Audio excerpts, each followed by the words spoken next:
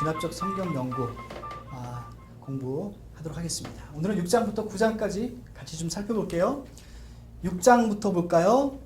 6장이요. 은혜 입은 노아, 이렇게 한번 제가 제목을 달아봤고요. 6장의 전체 내용을 이렇게 한번 정리해봤습니다. 아담의 타락 후 인간들은 점점 더 악해져 간다. 새 창조로서의 하나님의 구원 사역이 노아로부터 시작된다.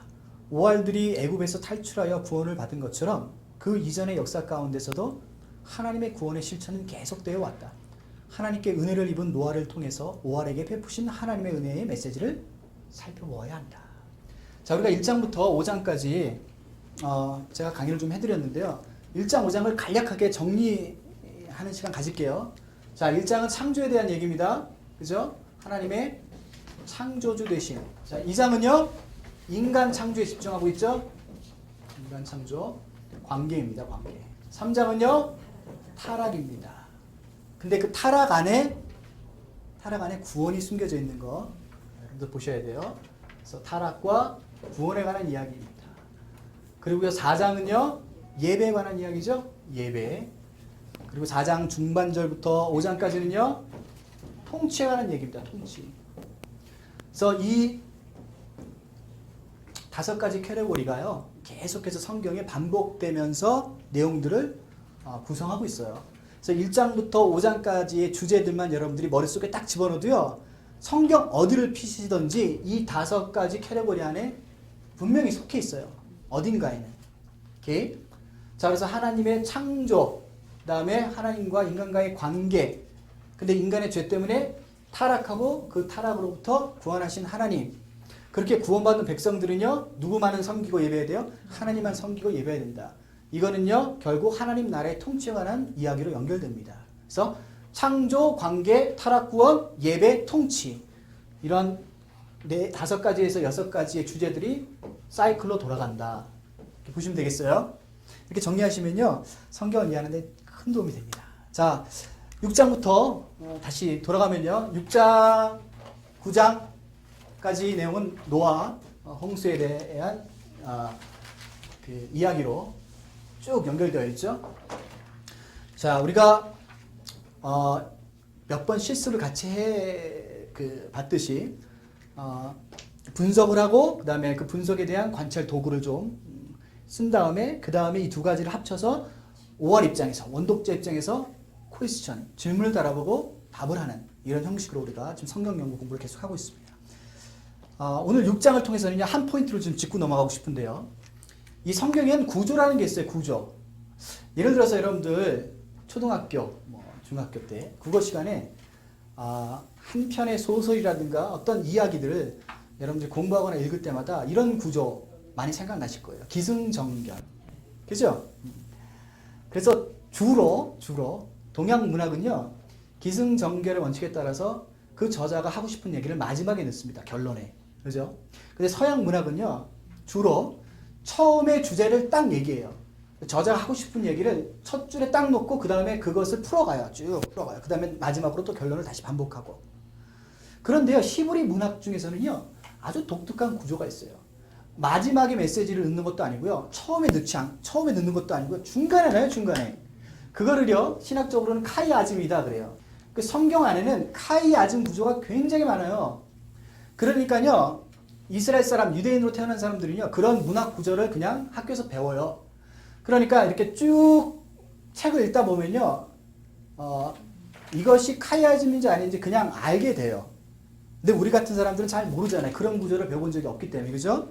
근데 성경 안에는 유대인들이 대부분 다 성경을 썼죠. 누가복음, 사도행전 빼놓고요, 거의 다 유대인들이, 이스라엘 백성들이 썼습니다. 그들의 문학 구조 중에서 이 독특한 구조를 통해 메시지를 전하고 있다. 자, 그 중에서 우리 하나 좀 살펴봅시다. 6장 가보시면요, 5, 6절입니다. 5, 6절에 여호와께서 사람의 죄악을 보시면서요, 땅 위에 사람 지으셨음을 한탄한 내용이 나옵니다. 그래서 사람의 죄악, 5절과 6절에 관한 얘기고요. 그리고 7절 보면요, 심판의 내용이 나오죠. 이르시되 내가 창조한 사람을 내가 이 지면에서 뭐 하겠다? 쓸어버리겠다. 그래서 심판의 내용이 7절에 등장합니다. 8절 보면요. 8절 보기 전에 좀 넘어가서 90절을 봅시다. 90절. 축복의 내용이 나와요. 이것이 노아의 족본이라. 노아는 의인이요 당대 완전한 자라. 그는 하나님과 동행하였으며 세 아들을 낳았으니. 그래서 노아를 향한 축복의 내용. 동행했다. 하나님과 동행한 축복의 내용이 나오고요. 이게 9절 10절입니다. 그리고 11절 12절 보면요. 땅의 부패에 대한 내용이 나옵니다. 11절 12절 11절 하반절 보니까요. 부패하여 포악함이 땅에 가득한지라. 그래 있죠? 12절도요. 하나님이 보신 즉 땅이 부패했다. 그래서 땅의 부패. 자, 그러면요. 카이아즘 구조는요. 중간에 메시지가 있다고 말씀드렸죠? 이걸 A라고 보는 거예요. 그리고 이걸 B라고 보는 거죠. 그리고 여기를 B-로 보고요. 여기를 A-로 봐요. 그러면 A와 A-는 같은 내용이에요. 사람의 죄악과 땅의 부패. 연결되죠? 그 다음에 B와 B-도 대조가 되거나 같은 내용이 나옵니다. 뭐예요? B는 심판의 내용이고 B-는 축복의 내용이에요. 대조가 되죠? 그러면 이 중간을 우리가 C라고 하고요. 이 C의 카이아즘 구조에 따라서 하나님이 주고자 하는 메시지가 담겨져 있다는 거예요. 이 C는 몇 절이에요? 8절입니다. 그러나 노아는 여호와께 뭘 입어요? 은혜를 입었더라. 인간의 죄악과 땅의 부패 사이에서 하나님으로부터 축복을 받을 수밖에 없는 노아의 삶의 이야기를 한두 구절을 통해서 풀어나가는데 거기에 핵심 내용은요. 노아는 당대의 의인이었더라가 아니라 8절에 뭐예요? 노아는 여호와께 은혜를 입었더라 해요. 은혜예요. 은혜. 하나님의 값없는 은혜. 노아가 대홍수 사건을 통해서 구원받을 수 있었던 가장 기본적이고 본질적인 이유는 뭐라고요? 하나님의 은혜 때문에 그래요. 지금 노아의 홍수 사건 여러분 전체적으로 알고 있죠? 노아는 어디로부터 구원을 받아요? 홍수, 물로부터 구원을 받아요. 그죠? 물로부터 구원을 받아요. 5할 원독자는요? 어디로부터 구원을 받아요? 애굽으로부터 구원을 받아요. 이게 같은 구조를 얘기하는 거예요. 지금 홍수, 물, 심판이잖아요. 그러니까 하나님의 통치가 없는 세상의 통치가 지배하는 물로부터 구원받은 노아. 하나님의 통치가 없고 우상과 바로 왕의 통치만, 세상의 통치만 가득한 애굽으로부터 구원받은 5할. 여기는 5할과 여기 노아입니다. 되셨죠? 그래서 노아 홍수를 쭉 읽으면서 아 대홍수가 있었구나. 아 노아 구원받았네. 끝. 아니라 메시지를 보는 거예요. 메시지. 노아가 어떻게 구원받을 수 있었을까? 노아가 잘나서 그랬을까? 의인이었기 때문에 그것이 구원받을 가장 중요한 조건이었을까? 그렇지 않다라는 거예요. 하나님의 은혜라는 거죠. 그럼 5할도 이 카이아즘 구조를 통해서 본인들이 애굽으로부터 구원받은 이유를 어디서 찾아야 돼요? 본인들의 잘남? 본인들의 의? 본인들이 구원받을 만한 조건이 있기 때문에? No! 하나님의 전적인 은혜라는 거예요. 은혜. 그러니까 여러분들 구조만 보니까요. 메시지가 그냥 있는 거야. 이해되시죠? 이거를 무슨 구조다? 카이아즘 구조다. 이렇게 우리가 또 공부할 수 있습니다. 오케이? 넘어갑시다. 7장, 8장을 우리가 좀 같이 보기 원해요. 홍수의 심판과 구원인데요. 내용을 한번 이렇게 정리해 보겠습니다. 하나님은 죄악으로 가득 찬 세상으로부터 노아를 구원해내신다. 홍수 때문에 죽음을 당한 사람들에게 물은 심판이지만 반대로 홍수 때문에 구원을 받은 노아와 그의 식구들에게 물은 뭐예요? 구원입니다. 애굽 백성들에게 하나님은 심판자이시지만 5할들에게는 구원의 하나님이시죠. 5할들은 그런 구원의 하나님의 은혜를 찬양하며 광야의 삶을 살아가야 됩니다. 자, 7, 8장 여러 이야기가 있어요. 여러분들이 홍수의 사건을 연대적으로 시간적으로 자를 수도 있고요. 뭐 여러 가지 관찰할 것들이 많은데 그 중에서 우리가 한 번 더 카이아즘 구조라는 이 구조 내용을 통해서 메시지를 좀 발견하기 원합니다. 자, 보시면요. 이제는 그 날수에 따라서 카이아즘 구조의 메시지를 보기 원해요. 7장 4절 7일이에요. 7장 10절 7일이죠. 그 다음에 7장 12절 40일이고요. 그리고 7장 24절은 150일입니다. A, B, C, D 이렇게 볼 수 있고요. 그 다음에 D 다시 뭐가 될까요? 150일이 돼야 되겠죠? 150일 8장 3절입니다. 그 다음에 C 다시는 8장 6절입니다. 그 다음에 B 다시 8장 10절 그리고 마지막 A 다시 7일 8장 12절. 그럼 똑같죠? D와 D 다시 그 다음 C와 C 다시 B와 B 다시 A와 A 다시. 기가 막히죠? 그럼 메시지는 어디 있어야 될까요? 2에 있어야죠. 2. 몇 장 몇 절이요? 8장 1절입니다. 하나님이 노아와 그와 함께 방주에 있는 모든 들짐승과 가축을 모아사 기억하사. God remembered. 영어 성경 보면요 8장 1절에 but 이렇게 접속사가 나옵니다. 대조죠. but. 그러니까 but 그러나라는 접속사가 나올 때는 그 위에 있는 내용과 대조되는 내용을 쓸 때 기록하는 접속사죠. 7장 24절에 물이 151을 땅에 넘쳤더라. 노아 홍수를 통해서 수많은 생명들이 다 죽음에 이르렀어요. 그러나 노아와 그의 식구들과 방주에 들어있는 짐승들과 동물들은 생명을 유지할 수 있었죠. 구원받았죠. 그러니까 구원받은 가장 중요한 본질적인 이유와 동기가 뭐라고요? 하나님이 그들을 기억하사예요. 기억하사. 이건 아까 우리가 6장을 통해서 같이 카이아즘 구조 메시지와 같이 볼 수 있어요. 내용을 비교할 수 있는데요. 은혜죠, 은혜. 하나님이 기억하는 것. 그것이 은혜입니다. 400년 동안 애굽에 살고 있었던 오알들 있죠. 이스라엘 백성들이요. 타지죠. 다른 나라예요. 주권이 없어요. 노예예요. 소망이 없어요.